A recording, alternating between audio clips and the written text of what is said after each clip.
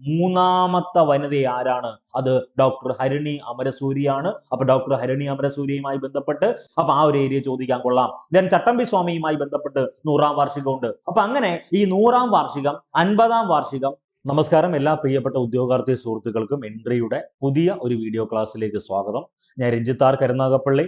നമ്മൾ ഇന്നത്തെ ക്ലാസ്സിൽ ഡിസ്കസ് ചെയ്യുന്ന ഏരിയ 2024-ലെ LGS പരീക്ഷയിലെ 4-ാം ഘട്ട മത്സര പരീക്ഷ കഴിഞ്ഞ ദിവസം കഴിഞ്ഞല്ലോ. അപ്പൊ അവിടെ നിന്ന് ആ മത്സര പരീക്ഷയിൽ ചോദിച്ച 22 ഒന്നും രണ്ടും ചോദ്യമല്ല, 22 കറണ്ട് അഫയേഴ്സ് ചോദ്യങ്ങളും അവയുടെ അനുബന്ധ വസ്തുതകളുമാണ് ഇന്നത്തെ ഈ ഒരു ക്ലാസ്സിൽ നമ്മൾ ഡിസ്കസ് ചെയ്യുന്നത്. കാരണം വരാൻ പോകുന്ന 10th ലെവൽ പ്രിലിംസ് ആയിക്കോട്ടെ, ഏത് മത്സര പരീക്ഷ ആയിക്കോട്ടെ, അതിനെല്ലാം ആദ്യ റാങ്ക് നിങ്ങളിൽ എത്താൻ വേണ്ടി അല്ലെങ്കിൽ നിങ്ങൾക്ക് കിട്ടാൻ വേണ്ടി ഈ പറയുന്ന കണ്ടന്റുകൾ ഗുണകരമാകട്ടെ എന്ന് ആത്മാർത്ഥമായി പ്രാർത്ഥിക്കുന്നു. നമ്മൾ നേരെ കണ്ടന്റിലേക്ക് പോവുകയാണ്. 2024 LGS പരീക്ഷയിൽ ചോദിച്ച അല്ലെങ്കിൽ 2024 LGSന്റെ 4-ാം ഘട്ട മത്സര പരീക്ഷയിൽ ചോദിച്ച ഒരു ചോദ്യം കായിക മേഖലയുമായി ബന്ധപ്പെട്ട ഒരു ചോദ്യമാണ്. ചോദ്യം ഇതാണ്: ആദ്യമായി ഫുട്ബോൾ ലോകകപ്പ് കിട്ടിയത് ഉറുഗ്വേ എന്നറിയപ്പെടുന്ന രാജ്യത്തിനാണ്. ഉറുഗ്വേ എന്നാണ് സ്കൂൾ ഈ പറയുന്ന കേരള PSCയുടെ ചോദ്യത്തിൽ കൊടുത്തേക്കുന്നത്. ഉറുഗ്വേ എന്നാണ് രാജ്യത്തിന്റെ പേര്. അല്ലല്ലോ, ലോകത്ത് ആദ്യമായിട്ട് ഫുട്ബോൾ ലോകകപ്പ് കിട്ടിയത് ഉറുഗ്വേ എന്നറിയപ്പെടുന്ന രാജ്യത്തിനാണ്. എന്നാൽ ഏറ്റവും കൂടുതൽ തവണ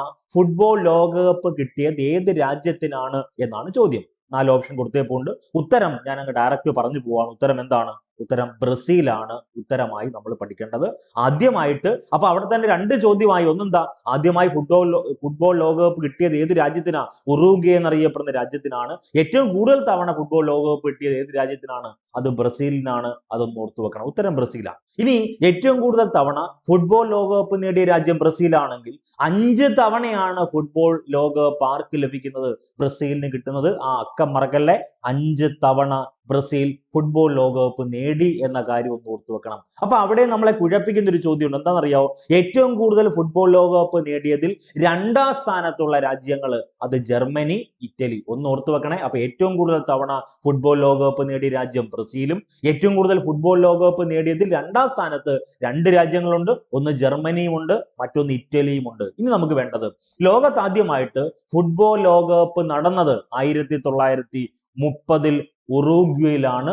ആദ്യമായി ഫുട്ബോൾ ലോകകപ്പ് നടക്കുന്നത് 1930-ൽ ഉറുഗ്വേയിൽ. ആദ്യ ലോകകപ്പ് നേടിയതും ആര് തന്നെ?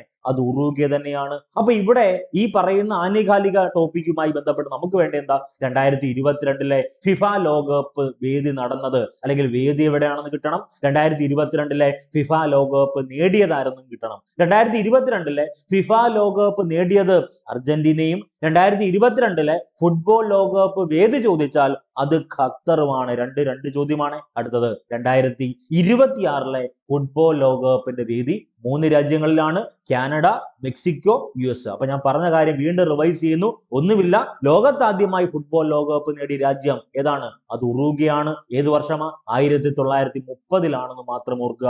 ഒന്നുമില്ല, 1930 ആണ്. 30 വൃത്ത അല്ലെങ്കിൽ ഫുട്ബോൾ ആകൃതിയിൽ 1930 ഫുട്ബോൾ. അതെങ്കിലും ഒന്ന് ലോജിക്കായിട്ട് ഓർത്തു വെക്കുക. അടുത്തത് മറ്റൊരു പ്രധാനപ്പെട്ട ചോദ്യമാണ്. നമുക്ക് എല്ലാവർക്കും അറിയാവുന്നതാണ്. ഇന്ത്യയുടെ അയൽ രാജ്യമായ ശ്രീലങ്ക എന്നറിയപ്പെടുന്ന രാജ്യവുമായി ബന്ധപ്പെട്ട ഒരു ചോദ്യമുണ്ട്. ശ്രീലങ്കയിലെ നിലവിലെ പ്രസിഡന്റിന് തൊട്ട് മുൻപ്, മറക്കല്ലേ, ശ്രീലങ്കയിലെ നിലവിലെ പ്രസിഡന്റിന് തൊട്ട് മുൻപ് പദവിയിൽ ഉണ്ടായിരുന്ന പ്രസിഡന്റ് ആരായിരുന്നു എന്നാണ് ചോദ്യം. അപ്പൊ നിലവിലെ പ്രസിഡന്റ് ഒന്നും അല്ല കറണ്ട് അഫയേഴ്സ് ചോദിക്കുന്നത്. നിലവിലെ പ്രസിഡന്റിന് തൊട്ട് മുൻപ് പദവിയിൽ ഉണ്ടായിരുന്ന പ്രസിഡന്റ് ആരായിരുന്നു എന്നാ ചോദ്യം. അപ്പൊ ചില ആളുകൾ മനസ്സിൽ കരുതും, ഇനി എഴുതാൻ പോകുന്ന എല്ലാ മത്സര പരീക്ഷയിലും ഓരോ രാജ്യങ്ങളും അവയുടെ നിലവിലെ പ്രസിഡന്റിനെയും തൊട്ട് മുന്നത്തെ പ്രസിഡന്റിനെയും പഠിക്കണോ? ഇത് അത്രയേറെ വാർത്താ പ്രാധാന്യം നിറഞ്ഞതായതുകൊണ്ടാണ് ശ്രീലങ്കയുമായി ബന്ധപ്പെട്ട ഒരു കറണ്ട് അഫയേഴ്സ് വന്നത്. അപ്പൊ ശ്രീലങ്കയിലെ നിലവിലെ പ്രസിഡന്റിന് തൊട്ട് മുൻപ് പദവിയിൽ ഉണ്ടായിരുന്ന പ്രസിഡന്റ്, ഈ 4 ഓപ്ഷന്റെ ഉത്തരം നിങ്ങൾക്ക് എല്ലാവർക്കും അറിയാവുന്നതാണ്.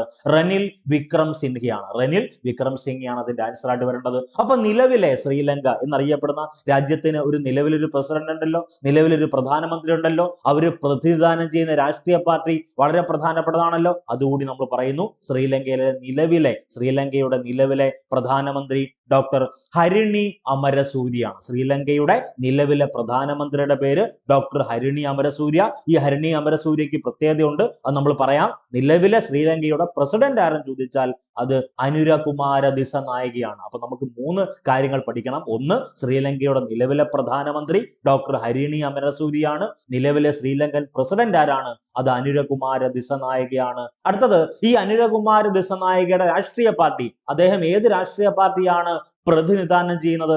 നാഷണൽ പീപ്പിൾസ് പവർ പാർട്ടിയാണ് അദ്ദേഹം. അനുരകുമാര ദിസനായക പ്രതിനിധാനം ചെയ്യുന്ന രാഷ്ട്രീയ പാർട്ടിയുടെ പേര് നാഷണൽ പീപ്പിൾസ് പവർ പാർട്ടി എന്നാണ്. ഇനി ഈ ശ്രീലങ്കയ്ക്ക് ഒരു പ്രധാനമന്ത്രി ഉണ്ടല്ലോ. ശ്രീലങ്കയുടെ പ്രധാനമന്ത്രിയായ ഡോക്ടർ ഹരിണി അമരസൂര്യയുടെ രാഷ്ട്രീയ പാർട്ടി ഏതാണ്? അത് നാഷണൽ പീപ്പിൾസ് പാർട്ടിയാണ്. അവിടെ നമ്മളെ കുഴപ്പിക്കുന്ന ഒരു ചോദ്യമുണ്ട്. ഡോക്ടർ ഹരിണി അമരസൂര്യക്ക് ഏറ്റവും പ്രധാനപ്പെട്ട പ്രത്യേകത ഇതാണ്: ശ്രീലങ്കൻ പ്രധാനമന്ത്രിയാകുന്ന മൂന്നാമത്തെ വനിത ആരാണ്? അത് ഡോക്ടർ ഹരിണി അമരസൂര്യയാണ്. അപ്പൊ ഡോക്ടർ ഹരിണി അമരസൂര്യയുമായി ബന്ധപ്പെട്ട്, ഹരിണി അമരസൂര്യ നിലവിൽ ശ്രീലങ്കയുടെ പ്രധാനമന്ത്രിയാണെന്ന് ഓർത്തു വെക്കണം. അമരസൂര്യയുടെ മറ്റൊരു പ്രത്യേകത എന്താണ്? ശ്രീലങ്കൻ പ്രധാനമന്ത്രിയാകുന്ന മൂന്നാമത്തെ വനിതയാണ്. ആര്? ശ്രീലങ്കൻ പ്രധാനമന്ത്രിയാകുന്ന മൂന്നാമത്തെ വനിതയാണ് ഡോക്ടർ ഹരിണി അമരസൂര്യ. ഇത്തരം കാര്യങ്ങളൊക്കെ ആണല്ലോ. അടുത്തത്, ലോക ഫുട്ബോൾ ദിനം എന്നാണ് ചോദ്യം. ഓപ്ഷൻ കൊടുത്തപ്പോൾ 4 ഓപ്ഷൻ. അതിന് ഉത്തരത്തിലേക്ക് വരുന്നു. മെയ് 25-നാണ് ലോക ഫുട്ബോൾ ദിനം. അപ്പൊ എന്തുകൊണ്ടാണ് ഈ ലോക ഫുട്ബോൾ ദിനം പരീക്ഷയ്ക്ക് ചോദിക്കാൻ കൊള്ളാവുന്നത്, അല്ലെങ്കിൽ ചോദിച്ചത്? ഒന്നുമില്ല,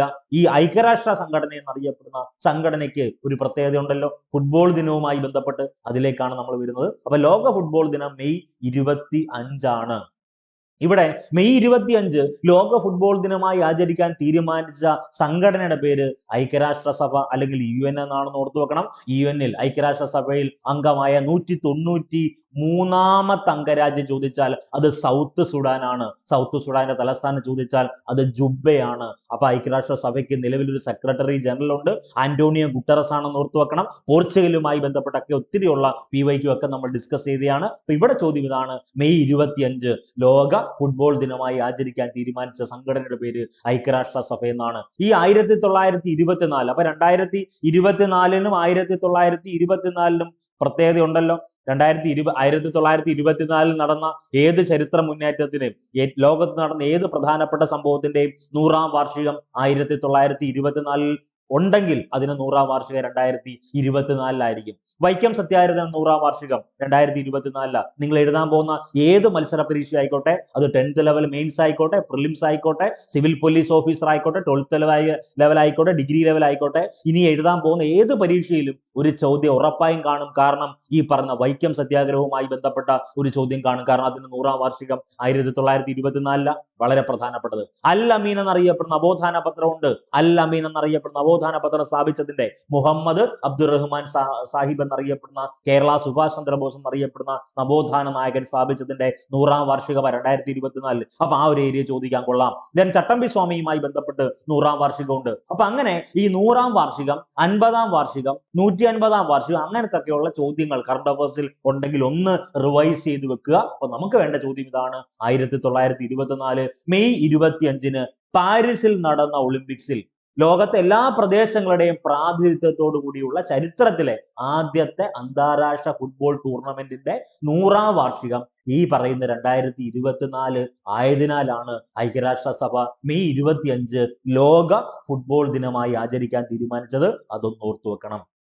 അടുത്തത്, സാഹിത്യ മേഖലയുമായി ബന്ധപ്പെട്ട ചോദ്യമാണ്. 2024-ലെ ONV സാഹിത്യ പുരസ്കാര ജേതാവ് ആരാണ്? ഈ ക്വസ്റ്റ്യൻ ആൻസർ ആരാണ്? അത് പ്രതിഭ റായി ആണ് 2024-ലെ ONV സാഹിത്യ പുരസ്കാര ജേതാവ്. അപ്പൊ കലാസാഹിത്യ സാംസ്കാരിക മേഖലയിലെ പ്രധാനപ്പെട്ട പുരസ്കാരങ്ങൾ നമ്മൾ പഠിക്കും. എഴുത്തച്ഛൻ പുരസ്കാരം പഠിക്കും, ജ്ഞാനപീഠ പുരസ്കാരം പഠിക്കും, വയലാർ അവാർഡ്, അങ്ങനത്തുള്ള എല്ലാ ടോപ്പിക്കും നമ്മൾ കവർ ചെയ്തില്ലേ. അപ്പൊ ഇവിടെ ചോദിച്ച ചോദ്യം എന്താ? 2024-ലെ ONV സാഹിത്യ പുരസ്കാര ജേതാവ് പ്രതിഭ റായി ആണ്. അപ്പൊ ഈ പറയുന്ന പ്രതിഭ റായി ഒഡിയ സാഹിത്യകാരിയാണ്. പ്രതിഭ റായി ഒഡിയയുമായി ബന്ധപ്പെട്ട് 4 പ്രധാനപ്പെട്ട ചോദ്യങ്ങളുണ്ട്. ഒന്ന്, ഇന്ത്യയുടെ ആത്മാവ് എന്നറിയപ്പെടുന്ന ഇന്ത്യൻ സംസ്ഥാനം ഒഡീഷയാണ്. പഴയ കാലത്ത് ഒഡീഷയെ അറിയപ്പെട്ട 2 പേരുകളുണ്ട്, കലിംഗം, മറ്റൊന്ന് ഉത്കലം. അപ്പൊ അവരെ കേരള PSC 2024 നടത്തിയ LPSA UPSA പരീക്ഷയ്ക്ക് ചോദിച്ച ഒരു ചോദ്യമുണ്ട്. കലിംഗം എയർപോർട്ട് ഏത് സംസ്ഥാനത്താണ്? ഒഡീഷ സംസ്ഥാനത്ത്. ഒഡീഷയുടെ ആദ്യകാല പേരുകളാണ് കലിംഗം എന്നും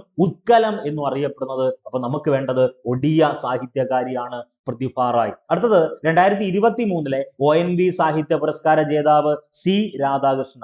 2 വർഷം ഓർത്തു വെക്കണം. 2023-ലെ ONV സാഹിത്യ പുരസ്കാര ജേതാവ് C രാധാകൃഷ്ണനും 2024-ലെ ONV സാഹിത്യ പുരസ്കാര ജേതാവ് പ്രതിഭ റായിയുമാണ്. അടുത്തത് 2024 ONV യുവ മറക്കല്ല യുവ സാഹിത്യ പുരസ്കാര ജേതാവ് ദുർഗാ പ്രസാദ് ആണ്. ഈ 3 കാര്യങ്ങൾ വളരെ വ്യക്തമായി പഠിക്കണം. 4 പ്രധാനപ്പെട്ട കണ്ടന്റ് നമ്മൾ പറഞ്ഞു. 2024 ONV സാഹിത്യ പുരസ്കാര ജേതാവ് പ്രതിഭ റായ്, 2023 ചോദിച്ചാൽ സി രാധാകൃഷ്ണൻ, 2024 ONV യുവ സാഹിത്യ പുരസ്കാര ജേതാവ് ദുർഗാ പ്രസാദ് ആണ്. അടുത്തത് നിലവിലെ കേരളത്തിന്റെ മത്സ്യബന്ധന വകുപ്പ് മന്ത്രി ആരാണ് എന്നാണ് ചോദ്യം. പത്രമാധ്യമങ്ങളിലും സമൂഹ മാധ്യമങ്ങളിലും ഒക്കെ ഈ പറഞ്ഞ ഇന്ത്യൻ ഭരണഘടനയുടെ ആക്ഷേപവുമായി ബന്ധപ്പെട്ട്, ഇന്ത്യൻ ഭരണഘടനയെ പരാമർശവുമായി ബന്ധപ്പെട്ട് വളരെയേറെ പ്രാധാന്യത്തോടുകൂടി നമ്മൾ പത്രമാധ്യമങ്ങളും സമൂഹ മാധ്യമങ്ങളിലൊക്കെ കണ്ട ഒരു വ്യക്തിത്വമാണ് കേരളത്തിന്റെ മത്സ്യബന്ധന വകുപ്പ് മന്ത്രി. ഉത്തരം സജി ചെറിയാനാണ്. അപ്പൊ ഈ പറയുന്ന മന്ത്രിമാരുടെ എല്ലാം, ഈ പറയുന്ന വ്യക്തികളുടെ എല്ലാം മന്ത്രിസ്ഥാനം, അവരുടെ മണ്ഡലങ്ങളെല്ലാം മത്സര പരീക്ഷയ്ക്ക് ചോദിക്കാറുണ്ടല്ലോ. OR കേളു മാനന്തവാടിയുമായി ബന്ധപ്പെട്ട ചോദ്യം മുൻകാല ചോദ്യമാണ്. മുൻകാല വർഷം എന്നല്ല, മുൻകാല PSC പരീക്ഷയുടെ ചോദ്യമാണ്. അപ്പൊ കേരളത്തിന് നിലവിലെ മത്സ്യബന്ധന വകുപ്പ് മന്ത്രി ആരാണ്? സജി ചെറിയാൻ. അപ്പൊ സജി ചെറിയാന് മറ്റു പോർട്ട്ഫോളിയോ ഉണ്ട്, അതെല്ലാം നമ്മൾ ഡിസ്കസ് ചെയ്യും. അപ്പൊ ഇതൊന്ന് ഓർത്തു വെക്കണേ. അടുത്തത് പ്രഥമ കേരള സ്കൂൾ ഒളിമ്പിക്സ് ഏത് ജില്ലയിലാണ് എന്നാണ് ചോദ്യം. കേരളത്തിൽ ആദ്യമായിട്ട് കേരള സ്കൂൾ ഒളിമ്പിക്സ് നടക്കുന്നത് എറണാകുളം ജില്ലയിലാണ്. അതിന്റെ ഉദ്ഘാടനവുമായി ബന്ധപ്പെട്ട് വളരെയേറെ വാർത്താ പ്രാധാന്യമുള്ള ഒരു സംഭവമായിരുന്നു അത്. അതുകൊണ്ട് തന്നെ അത് മത്സര പരീക്ഷയിൽ വീണ്ടും ചോദ്യമായി വരാം. പ്രഥമ കേരള സ്കൂൾ ഒളിമ്പിക്സ് ഏത് ജില്ലയിലാണ്? എറണാകുളം. പഴയ കാലത്ത് ഋഷിനാഗകുളം എന്നറിയപ്പെട്ട കേരളത്തിലെ ജില്ലയാണല്ലോ എറണാകുളം. എറണാകുളം എന്നറിയപ്പെടുന്ന ജില്ലയെ പറ്റി ഡിസ്കസ് ചെയ്യുമ്പം സിയാൽ എന്നറിയപ്പെടുന്ന കൊച്ചി ഇന്റർനാഷണൽ എയർപോർട്ട് ലിമിറ്റഡിന് പ്രത്യേകതയുണ്ട്. വാർഷികവുമായി ബന്ധപ്പെട്ട ചോദ്യങ്ങൾ ചോദിക്കും. അപ്പൊ നമുക്ക് വേണ്ട ചോദ്യം ഋഷിനാഗകുളം എന്നറിയപ്പെട്ട എറണാകുളത്തിന് ഏറ്റവും പ്രധാനപ്പെട്ട 3 കാര്യങ്ങൾ നമ്മളെ കുഴപ്പിച്ചു കളയും. 1, കേരളവുമായി ബന്ധപ്പെട്ട് കേരളത്തിൽ ആദ്യമാകത്തെ മെട്രോ ട്രെയിൻ പദ്ധതി നിലവിൽ വന്നത് എവിടെയാണെന്ന് ചോദിച്ചാൽ അത് എറണാകുളം ജില്ലയിലെ കൊച്ചിയാണ്. അപ്പൊ കേരളത്തിൽ ആദ്യത്തെ മെട്രോ പോലീസ് സ്റ്റേഷൻ ഏതായിരിക്കും? അത് കൊച്ചി മെട്രോ ആണ്. അവിടെയും കുഴഞ്ഞു പോകരുത്. കേരളത്തിൽ ആദ്യത്തെ മെട്രോ നഗരമെന്ന് ചോദിച്ചാൽ അതിനുത്തരം തിരുവനന്തപുരമാണ്. വീണ്ടും ആവർത്തിക്കുന്നു, കേരളത്തിൽ ആദ്യത്തെ മെട്രോ നഗരം ചോദിച്ചാൽ അത് തിരുവനന്തപുരം. ജനസംഖ്യ അടിസ്ഥാനമാക്കി പ്രദേശങ്ങളെ നഗരമെന്നും പട്ടണമെന്നും മെട്രോപൊളിറ്റൻ എന്നും മെഗാലോപോളിസ് എന്നൊക്കെ തരംതിരിക്കത്തില്ലയോ? ആ കണ്ടന്റ് ആണ് അവിടെ പഠിക്കേണ്ടത്. അപ്പൊ പ്രഥമ കേരള സ്കൂൾ ഒളിമ്പിക്സ് ഏത് ജില്ലയിലാണെന്ന് ചോദിച്ചാൽ ഉത്തരം എറണാകുളം ജില്ലയിലാണ്. അത് മറക്കരുത്. ഈ ഒളിമ്പിക്സ് മാതൃകയിൽ സംഘടിപ്പിക്കുന്ന പ്രഥമ കേരള സ്കൂൾ ഒളിമ്പിക്സിന്റെ ദീപശിഖ തെളിയിച്ചത് നമുക്ക് എല്ലാവർക്കും പ്രിയങ്കരനായിട്ടുള്ള ഒളിമ്പ്യൻ PR ശ്രീജേഷ് ആണ്. ഹോക്കിയിലെ ഏറ്റവും പ്രധാനപ്പെട്ട വ്യക്തിത്വമാണല്ലോ PR ശ്രീജേഷ്. അദ്ദേഹവുമായി ബന്ധപ്പെട്ട കണ്ടന്റുകളെല്ലാം നമ്മൾ ഡിസ്കസ് ചെയ്യും. അതൊന്ന് ഓർത്തു വെക്കണം. അടുത്തത് കർഷകർക്കുള്ള എല്ലാ സേവനങ്ങളും ഒരു കുടക്കീഴിൽ ലഭ്യമാക്കുന്ന സംയോജിത പോർട്ടലിന്റെ പേരെന്താണ്? ഉത്തരം കതിർ ആപ്പ് എന്നാണ്. 2024 മലയാള മാസം ചിങ്ങം 1 അതായത് കേരള കർഷക ദിനത്തിലാണ് കതിർ ആപ്പ് സംസ്ഥാന ഗവൺമെന്റ് അല്ലെങ്കിൽ ആ ഒരു പോർട്ടൽ ഔദ്യോഗികമായിട്ട് ഉദ്ഘാടനം ചെയ്യുന്നത്. അപ്പൊ കേരളത്തിലെ കർഷകർക്കുള്ള എല്ലാ സേവനങ്ങളും ഒരു കുടക്കീഴിൽ ലഭ്യമാക്കുന്ന സംയോജിത പോർട്ടലിന്റെ പേര് കതിർ ആപ്പ് എന്നാണ്. കേരള സംസ്ഥാന കൃഷി വകുപ്പാണ് ഈ പോർട്ടൽ ആരംഭിക്കുന്നത്. 2024 ചിങ്ങം 1 അതായത് കേരള കർഷക ദിനത്തിലാണ് ഇത് ആരംഭിക്കുന്നത്. അതൊന്ന് ഓർത്തു വെക്കണേ. അടുത്തത് ഇപ്പോഴത്തെ കേന്ദ്ര പഞ്ചായത്ത് രാജ് മന്ത്രി ആരാണ്? കേന്ദ്ര മന്ത്രിസഭയുമായി ബന്ധപ്പെട്ട ചോദ്യം LGS പരീക്ഷയുടെ 1ാം ഘട്ടം ഉണ്ടായിരുന്നു, 2ാം ഘട്ടം ഉണ്ടായിരുന്നു, 3ാം ഘട്ടം ഉണ്ടായിരുന്നു. ഇപ്പൊ 4ാം ഘട്ടവും ഈ പറഞ്ഞ കേന്ദ്ര പഞ്ചായത്ത് അല്ലെങ്കിൽ കേന്ദ്രമന്ത്രിയുമായി ബന്ധപ്പെട്ട ഒരു ചോദ്യമുണ്ട്. അപ്പൊ ഇനി വരാൻ പോകുന്ന മത്സര പരീക്ഷയിലും ഉറപ്പായും ഈ പറയുന്ന ചോദ്യങ്ങളൊക്കെ വരുമല്ലോ. അപ്പൊ ഇപ്പോഴത്തെ കേന്ദ്ര പഞ്ചായത്ത് രാജ് മന്ത്രി ആരെന്ന് ചോദിച്ചാൽ അത് രാജീവ് രഞ്ജൻ സിംഗ് ആണ്. രാജീവ് രഞ്ജൻ സിംഗ് ആണ് ഇപ്പോഴത്തെ കേന്ദ്ര പഞ്ചായത്ത് രാജ് മന്ത്രി. അപ്പൊ നമുക്ക് വേണ്ടത് മറ്റു പോർട്ട്ഫോളിയോ പ്രധാനപ്പെട്ട മറ്റു വ്യക്തികൾ കൂടി ഒന്ന് ഓർത്തു വെക്കണം. ഒന്ന്, സർബാനന്ദ സോനോവാൾ. അദ്ദേഹം തുറമുഖ വകുപ്പ് മന്ത്രിയാണ്. ഷിപ്പിംഗ്, ജലപാത ഈ 3 വകുപ്പിന്റെ പോർട്ട്ഫോളിയോ ആർക്കാണ്? സർബാനന്ദ സോനോവാളിനാണ്. പ്രഹ്ലാദ് ജോഷി ഉണ്ട്, കേന്ദ്ര ഉപഭോക്തൃകാര്യ വകുപ്പ് മന്ത്രി, ഭക്ഷ്യ പൊതുവിതരണ വകുപ്പ് എന്നിവ ആർക്കാണ്? പ്രഹ്ലാദ് ജോഷിക്കാണ്. ശിവരാജ് സിംഗ് ചൗഹാൻ ഉണ്ട്, കേന്ദ്ര കൃഷി വകുപ്പ് മന്ത്രിയാണ്. കർഷക ക്ഷേമ വകുപ്പ് മന്ത്രി, ഗ്രാമവികസന വകുപ്പ് മന്ത്രി. മറക്കല്ലേ, അത് ശിവരാജ് സിംഗ് ചൗഹാൻ ആണ്. അടുത്തത് പീയൂഷ് ഗോയൽ ഉണ്ട്. പീയൂഷ് ഗോയൽ വാണിജ്യ വ്യവസായ വകുപ്പ് മന്ത്രിയാണ്. അപ്പൊ നമുക്ക് വേണ്ടത് കേന്ദ്ര മന്ത്രിസഭയുമായി ബന്ധപ്പെട്ട് ഈ ക്ലാസ്സിൽ നമ്മൾ ഈ പറയുന്ന 4 വ്യക്തിയും പിന്നെ അഡീഷണൽ നമ്മുടെ ഒരു ക്വസ്റ്റ്യൻ 5 പ്രധാനപ്പെട്ട പോർട്ട്ഫോളിയോ നമ്മൾ പഠിച്ചല്ലോ. ഇങ്ങനെ ഓരോ ദിവസവും കുറേശ്ശെ പഠിച്ചാലും നമ്മൾ എഴുതാൻ പോകുന്ന മത്സര പരീക്ഷയ്ക്ക് മുമ്പേ നമുക്ക് ആ ടോപ്പിക് തീർക്കാൻ പറ്റും. അതൊന്ന് ഓർത്തു നോക്കുക. അടുത്തത് 2024 പാരീസ് ഒളിമ്പിക്സുമായി ബന്ധപ്പെട്ട് ഉറപ്പായും നിങ്ങൾ എഴുതാൻ പോകുന്ന 10th ലെവൽ പരീക്ഷയിൽ ഈ പറയുന്ന കേന്ദ്ര മന്ത്രിസഭ, കേരള മന്ത്രിസഭ, 2024 പാരീസ് ഒളിമ്പിക്സ്, 2024 പാരാലിമ്പിക്സ്, ഈ പറഞ്ഞ സാഹിത്യ പുരസ്കാരങ്ങൾ, UN അവാർഡുകൾ, ഇതൊക്കെ നിങ്ങൾ ഉറപ്പായും പഠിച്ചിട്ട് പോകണം. അപ്പൊ 2024 പാരീസ് ഒളിമ്പിക്സിൽ നീരജ് ചോപ്ര ജാവലിൻ ത്രോ എറിഞ്ഞ ദൂരമാണ് ചോദ്യം. ഉത്തരമായി നമ്മൾ എഴുതേണ്ടത് 89.45 മീറ്റർ ആണ്. പാരീസ് ഒളിമ്പിക്സിൽ നീരജ് ചോപ്ര എന്ന ഹരിയാന താരം, ഇന്ത്യയുടെ അഭിമാനമായ നീരജ് ചോപ്ര ജാവലിൻ ത്രോ എറിഞ്ഞ ദൂരം എത്രയാണ്? 89.45 മീറ്റർ ആണ്.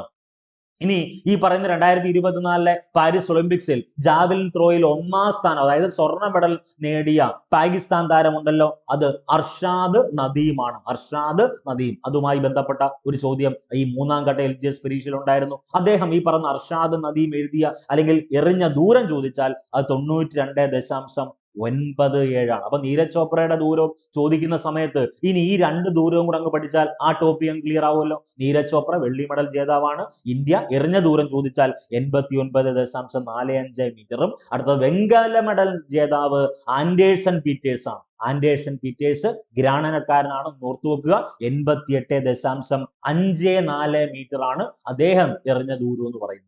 ഈ 3 കാര്യങ്ങൾ കൂടി ഒന്ന് ഓർത്തു വെക്കണേ. അടുത്തത് നമുക്ക് എല്ലാവർക്കും അറിയാം, മത്സര പരീക്ഷയിൽ ഇൻഡെക്സുമായി ബന്ധപ്പെട്ട ചോദ്യം വരും. അപ്പൊ ഇവിടെ ചോദ്യം എന്താ?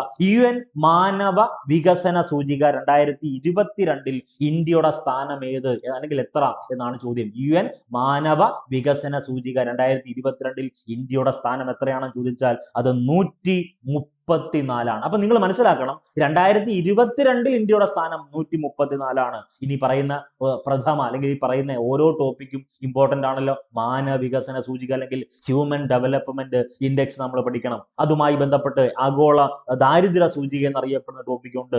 ആഗോള മത്സര സൂചിക എന്നറിയപ്പെടുന്ന ടോപ്പിക് ഉണ്ട്. അങ്ങനെ ഒത്തിരി ഏരിയ ഉണ്ട്. ഇവിടെ നമ്മൾ പഠിക്കേണ്ടത് മാനവ വികസന സൂചിക 2024 കറണ്ട് അഫയേഴ്സ് ഓർത്തു വെക്കണേ. ഇന്ത്യയുടെ സ്ഥാനം 2024 134 ആണ്. അപ്പൊ 1ാം സ്ഥാനം അത് സ്വിറ്റ്സർലൻഡ് ആണ്. അപ്പൊ മാനവ വികസന സൂചികയിൽ ഇന്ത്യയുടെ സ്ഥാനം ചോദിച്ചാൽ 134, 2024 കേസാ പറഞ്ഞത്. അതിൽ 1ാം സ്ഥാനം ഏത് രാജ്യമാണ്? അത് സ്വിറ്റ്സർലൻഡ് ആണ്. അടുത്തത് കായിക മേഖലയുമായി ബന്ധപ്പെട്ട അടുത്ത ചോദ്യം. ശ്രീലങ്കൻ ക്രിക്കറ്റ് ഇതിഹാസമായ മുത്തയ്യ മുരളീധരന്റെ ജീവിതം ആസ്പദമാക്കി പുറത്തിറങ്ങിയ ചലച്ചിത്രം ഏത് എന്നാണ് ചോദ്യം. ഉത്തരം 800 എന്ന ചോദ്യമാണ്. അല്ലെങ്കിൽ ആ സിനിമയുടെ പേര് 800 എന്നാണ്. അപ്പൊ ശ്രീലങ്കൻ ക്രിക്കറ്റ് ഇതിഹാസം മുത്തയ്യ മുരളീധരന്റെ ജീവിതം ആസ്പദമാക്കി പുറത്തിറങ്ങിയ ചലച്ചിത്രം ഏതാണ്? അത് 800 ആണ്. ഈ ചിത്രത്തിൽ ഈ മുത്തയ്യ മുരളീധരനായിട്ട് വേഷമിടുന്ന വ്യക്തിത്വം അത് മധൂർ മിട്ടലാണ് അത് സംവിധാനം ചെയ്തത്. ഈ 800 എന്ന സിനിമ സംവിധാനം ചെയ്യുന്നത് MS ശ്രീപതിയാണ്. ആ 3 കാര്യങ്ങൾ ഒന്ന് ഓർത്തു വെക്കണേ. അടുത്തത് ഇന്ത്യയിലെ ആദ്യത്തെ സൗരോർജ വിനോദ സഞ്ചാര ബോട്ട്. ഈ ക്വസ്റ്റ്യൻ കാണുമ്പോൾ ഞാനായിക്കോട്ടെ നിങ്ങളിലായിക്കോട്ടെ കുറച്ചു പേരെങ്കിലും ആദിത്യ ഓപ്ഷനകത്തുണ്ടോ നോക്കും. ആദിത്യ ഓപ്ഷനകത്തില്ല. കാരണം എന്താ? ഇന്ത്യയിൽ ആദ്യത്തെ സൗരോർജ ബോട്ട്, ഇന്ത്യയിൽ ആദ്യത്തെ സോളാർ ഫെറി ബോട്ടാണ് ഏത്? ആദിത്യ എന്ന് പറയുന്നത്. തവണക്കടവ് മുതൽ വൈക്കം അല്ലെങ്കിൽ വൈക്കം മുതൽ തവണക്കടവ് വരെ സർവീസ് നടത്തിയ ആദിത്യയുടെ പ്രത്യേകത ഇന്ത്യയിൽ ആദ്യത്തെ സൗരോർജ ബോട്ടാ അല്ലെങ്കിൽ ഇന്ത്യയിൽ ആദ്യത്തെ സോളാർ ഫെറി ബോട്ടാ. ഇന്ത്യയിൽ ആദ്യത്തെ സോളാർ ക്രൂയിസ് ബോട്ട്, അതായത് വിനോദസഞ്ചാര ബോട്ട് എന്ന് ചോദിച്ചാൽ ഉത്തരം ഏതാണ്? അത് ഇന്ദ്ര എന്ന സൗരോർജ വിനോദസഞ്ചാര ബോട്ടിന്റെ പ്രത്യേകത.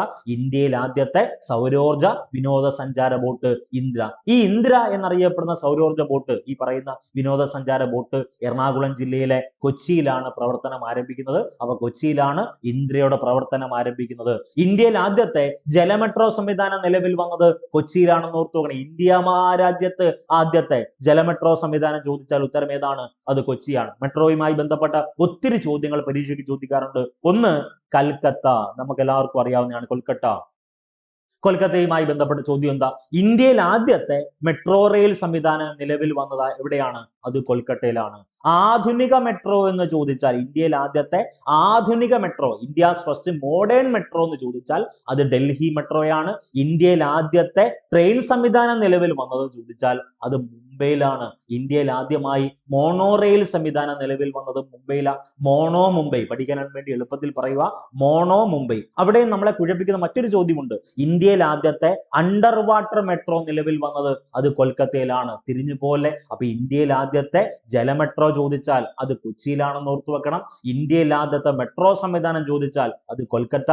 ഇന്ത്യയിൽ ആദ്യത്തെ ആധുനിക മെട്രോ ചോദിച്ചാൽ അത് ഡൽഹി മെട്രോയാണ്. ഇന്ത്യയിൽ ആദ്യത്തെ ട്രെയിൻ സർവീസോ ഇന്ത്യയിൽ ആദ്യമായി മോണോറെയിൽ സംവിധാനവും നിലവിൽ വന്നെന്ന് ചോദിച്ചാൽ അതിനുത്തരം മുംബൈ ആണെന്ന് ഓർത്തു വെക്കണം. ഇനി ഏറ്റവും പ്രാധാന്യം അർഹിക്കുന്ന ചോദ്യം, വളരെയേറെ പ്രാധാന്യത്തോടുകൂടി പഠിക്കണം. ഇന്ത്യയിൽ ആദ്യത്തെ അണ്ടർ വാട്ടർ മെട്രോ എവിടെ സ്ഥാപിതമായത്? അത് കൊൽക്കത്തയിലാണ്. അപ്പൊ നമുക്ക് വേണ്ടത് ഇന്ദിര പ്രവർത്തനം ആരംഭിച്ചത് കൊച്ചിയിലാണെന്ന് ഓർക്കുക.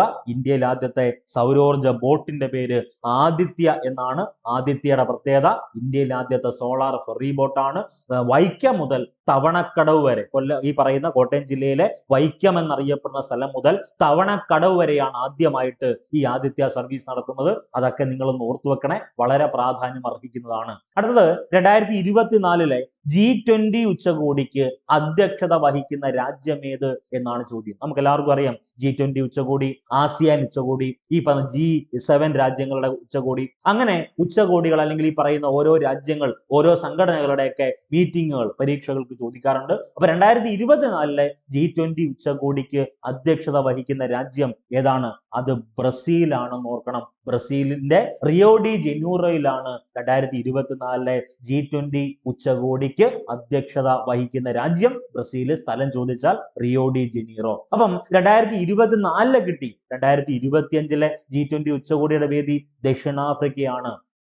2025 കിട്ടി. അപ്പൊ 2024 G20 ഉച്ചകോടി വേദി എവിടെയാ? Rio de Janeiro ബ്രസീലാണ്. 2023 G20 ഉച്ചകോടി വേദി അത് ഇന്ത്യയിലാണ്. അപ്പൊ 2025 G20 ചോദിക്കുവാണെങ്കിൽ ദക്ഷിണാഫ്രിക്ക, 2024 ചോദിക്കുവാണെങ്കിൽ റിയോ ഡി ജനീറോ ബ്രസീൽ, 2023 ചോദിക്കുവാണെങ്കിൽ ഉത്തരം ഏതാണ്? അത് ഇന്ത്യ ആയിരുന്നു. അടുത്തത് നൊബേൽ സമ്മാനവുമായി ബന്ധപ്പെട്ട മിക്ക LGS പരീക്ഷ ആയിക്കോട്ടെ, 2024 LDC പരീക്ഷ ആയിക്കോട്ടെ, മുഴുവൻ പരീക്ഷയിലും ചോദിച്ചൊരു ചോദ്യം വൈദ്യശാസ്ത്ര നൊബേൽ അല്ലെങ്കിൽ സമാധാന നൊബേൽ, സാഹിത്യ നൊബേലൊക്കെ. അപ്പൊ ഇവിടെ 2023 വൈദ്യശാസ്ത്ര നൊബേൽ സമ്മാനം ലഭിച്ചത് ഏത് രോഗത്തിനെതിരെയുള്ള വാക്സിൻ കണ്ടെത്തിയതിനാണ് എന്നാണ് ചോദ്യം. ഉത്തരം COVID-19 രോഗത്തിനെതിരെയുള്ള വാക്സിൻ കണ്ടെത്തിയതിനാണ് 2023 വൈദ്യശാസ്ത്ര നൊബേൽ സമ്മാനം ലഭിക്കുന്നത്. ഈ 2023 വൈദ്യശാസ്ത്ര നൊബേൽ സമ്മാനം ലഭിച്ചത് 2 വ്യക്തികൾക്കാണ്. Katalin Kariko, Drew Weissman. അപ്പൊ കാറ്റലിൻ കാരിക്കോ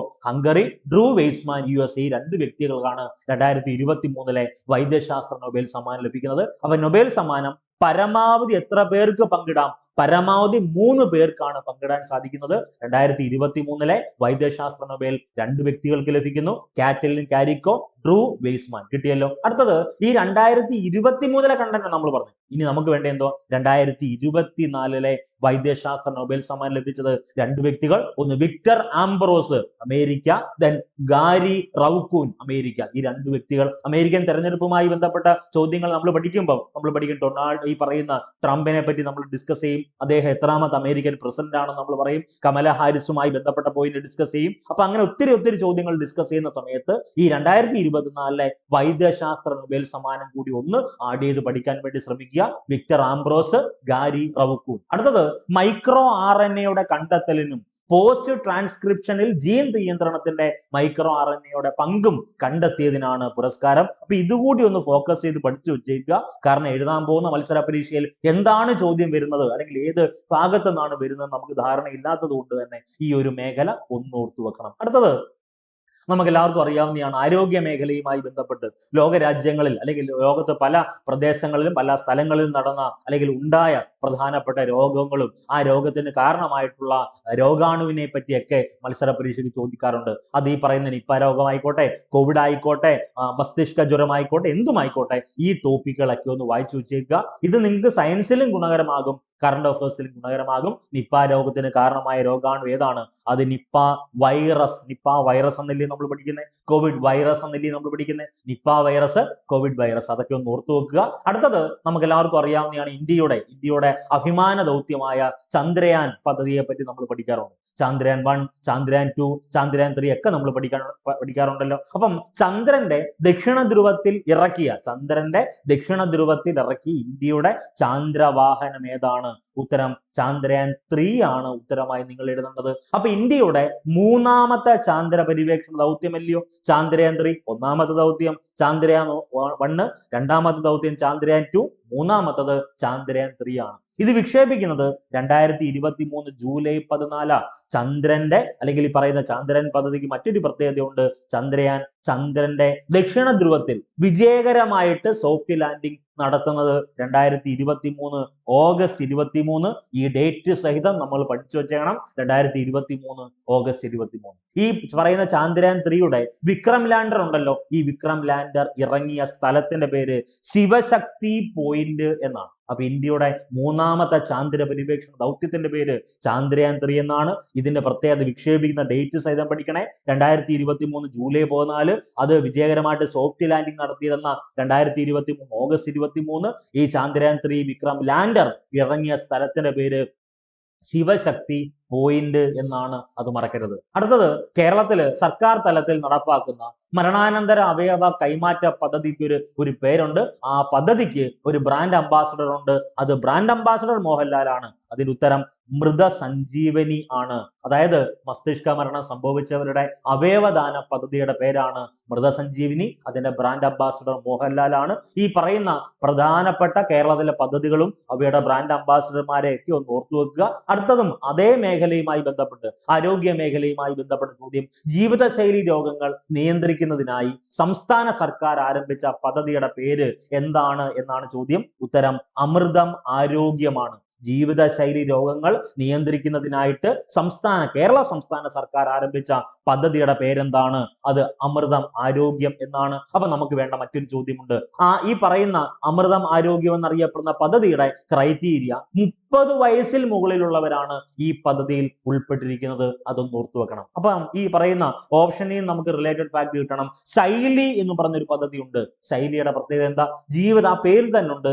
നമ്മുടെ ജീവിതത്തിന്റെ ജീവിതശൈലി രോഗങ്ങൾ തടയുന്നതിന്റെ ഭാഗമായിട്ട് കേരള ആരോഗ്യ വകുപ്പ് നടപ്പാക്കുന്ന ജീവിതശൈലി രോഗനിർണയ സർവേ ആൻഡ് സ്ക്രീനിങ് സംവിധാനത്തിന്റെ പേരാണ് ശൈലി എന്ന് പറയുന്നത്. അതൊന്ന് ഓർത്തു വെക്കണം. അടുത്തത് 2024 ഒളിമ്പിക്സിൽ ഇന്ത്യൻ ഹോക്കി ടീം ക്യാപ്റ്റൻ ആരായിരുന്നു എന്ന ചോദ്യം. 2024 ഒളിമ്പിക്സ്, പാരീസ് ഒളിമ്പിക്സിൽ ഇന്ത്യൻ ഹോക്കി ടീം ക്യാപ്റ്റൻ ആരായിരുന്നു? ഉത്തരം ഹർമൻ പ്രീത് സിംഗ് ആണ്. അപ്പൊ മിക്ക ആളുകളും PR ശ്രീജേഷിലേക്കൊക്കെ പോയി കാണും. ഹർമൻ പ്രീത് സിംഗ് ആണ് 2024 ഒളിമ്പിക്സിൽ ഇന്ത്യൻ ഹോക്കി ടീമിന്റെ ക്യാപ്റ്റൻ ആരായിരുന്നു? അത് ഹർമൻ പ്രീത് സിംഗ് ആണ്. അതൊന്ന് ഓർത്തു വെക്കുക. ഇനി 2024 പാരീസ് ഒളിമ്പിക്സിൽ ഹോക്കിയിൽ ഇന്ത്യ നേടിയ മെഡൽ അറിയാലോ, വെങ്കല മെഡലാണ്. ഗോൾ കീപ്പർ ചോദിച്ചാൽ അത് മലയാളിയായ PR ശ്രീജേഷ് ആണ്. ഒന്ന് ഓർത്തു വെക്കണം. അടുത്തത്, ഈ പാരീസ് ഒളിമ്പിക്സിൽ പുരുഷ ഹോക്കി സ്വർണ്ണ മെഡൽ നേടിയ രാജ്യം നെതർലൻഡ്.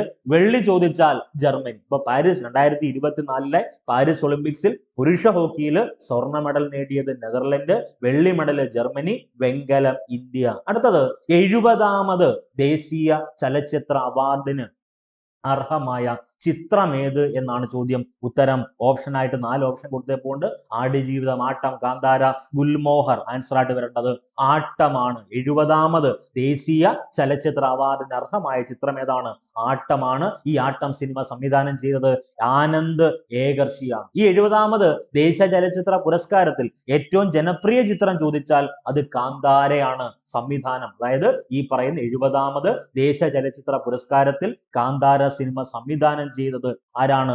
ഋഷഭ് ഷെട്ടിയാണ്. അതൊന്ന് ഓർത്തു വെക്കണേ. വളരെ വളരെ പ്രധാനപ്പെട്ടതാണ്. അടുത്തത്, അമീബിക് മസ്തിഷ്ക ജ്വരത്തിന് കാരണമായ രോഗാണു മനുഷ്യ ശരീരത്തിൽ എത്തുന്നത് ഏതിലൂടെയാണ് എന്നാണ് ചോദ്യം. ഉത്തരമായിട്ട് നമ്മൾ വേണ്ടത് 4 ഓപ്ഷൻ. മലിനജലം, ഭക്ഷണം, വായു, സ്പർശനം. ആൻസർ ആയിട്ട് വരേണ്ടത് മലിനജലമാണ്. അപ്പൊ നിങ്ങൾ ചില ആളുകളെങ്കിലും മനസ്സിൽ കരുതും ഇതെല്ലാം ബയോളജി അല്ലെങ്കിൽ ശാസ്ത്ര മേഖലയുമായി ബന്ധപ്പെട്ട സയൻസ് മേഖലയല്ലേ.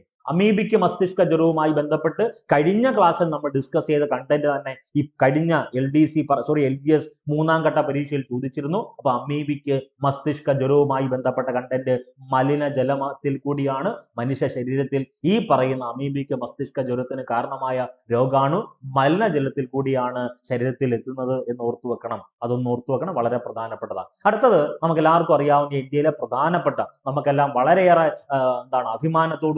അഭിമാനം തരുന്ന ഒരു സ്ഥാപനമാണല്ലോ ISRO.യുമായി ബന്ധപ്പെട്ട ചോദ്യം. ISROയുടെ ഇപ്പോഴത്തെ ചെയർമാൻ ആരാണ് എന്നാണ് മറ്റൊരു ചോദ്യം. അപ്പം കറണ്ട് അഫയേഴ്സിൽ 22 ഒന്നും രണ്ടും ചോദ്യമല്ല 22 ചോദ്യങ്ങളാണ് ചോദിച്ചേക്കുന്നത്. അപ്പൊ മാത്സ് ആൻഡ് മെന്റലിറ്റി നിങ്ങൾ നോക്ക്, ഇംഗ്ലീഷ് നോക്ക്, മറ്റുള്ള എല്ലാ ഏരിയയും നിങ്ങൾ നോക്കിയോ, അതിനേക്കാൾ കൂടുതൽ മാർക്ക് കറണ്ട് അഫയേഴ്സിന് ചോദിച്ചെന്ന് പറഞ്ഞാൽ അപ്പൊ അത്രയേറെ പ്രാധാന്യത്തോടു കൂടി നിങ്ങൾ കറണ്ട് അഫയേഴ്സിനെ കാണണം. അപ്പൊ ISROയുടെ ഇപ്പോഴത്തെ ചെയർമാൻ ആരാണ്? അത് ഓപ്ഷൻ ബി S സോമനാഥ് ആണ് ISROയുടെ ഇപ്പോഴത്തെ ചെയർമാൻ. അപ്പൊ നമ്മുടെ മനസ്സിലേക്ക് പ്രധാനമായിട്ടും വരേണ്ടത് നിലവിലെ ISRO ചെയർമാൻ ആണല്ലോ S സോമനാഥ്. 1969-ലാണല്ലോ ISRO നിലവിൽ വന്നത്. ISROയുടെ 10ാമത്തെ ചെയർമാൻ ആണ് ആര്? S സോമനാഥ്. ISROയുടെ നിലവിലെ ചെയർമാൻ S സോമനാഥ് ആണ്. ISROയുടെ 10ാമത്തെ ചെയർമാനും ആര് തന്നെ? S സോമനാഥ്. ഇനി ISRO ചെയർമാൻ സ്ഥാനത്ത് എത്തുന്ന അല്ലെങ്കിൽ ISRO ചെയർമാൻ ആകുന്ന 5ാമത്തെ മലയാളിയാണ് S സോമനാഥ്. അപ്പൊ മറ്റ് മലയാളികളെ ഒന്ന് ഓർത്തു വെക്കുക. ആദ്യ മലയാളി MG K മേനോനാണ്. 2ാമത്തെ മലയാളി ഡോക്ടർ K കസ്തൂരിരംഗനാണ്. 3ാമത്തെ മലയാളി ഡോക്ടർ G മാധവൻ നായരാണ്. 4ാമത്തെ മലയാളി ഡോക്ടർ K രാധാകൃഷ്ണനാണ്. അപ്പൊ ഇത്രയും കണ്ടന്റുകൾ വളരെയേറെ പ്രാധാന്യത്തോടുകൂടി പഠിക്കുക. 22 ചോദ്യങ്ങളും അവയുടെ അനുബന്ധ വസ്തുതകളും നമ്മൾ ഡിസ്കസ് ചെയ്തു. വരാൻ പോകുന്ന 10th level prelims, mains, 12th level, degree level തുടങ്ങിയിട്ടുള്ള എല്ലാ മത്സര പരീക്ഷകൾക്കും ഈ കറണ്ട് അഫയേഴ്സ് മേഖലയിൽ നിന്ന് ഏറ്റവും പ്രാധാന്യം അർഹിക്കുന്ന മുഴുവൻ മാർക്കും നിങ്ങൾ കിട്ടട്ടെ എന്ന് ആത്മാർത്ഥമായി പ്രാർത്ഥിക്കുന്നു. നന്ദി, നമസ്കാരം.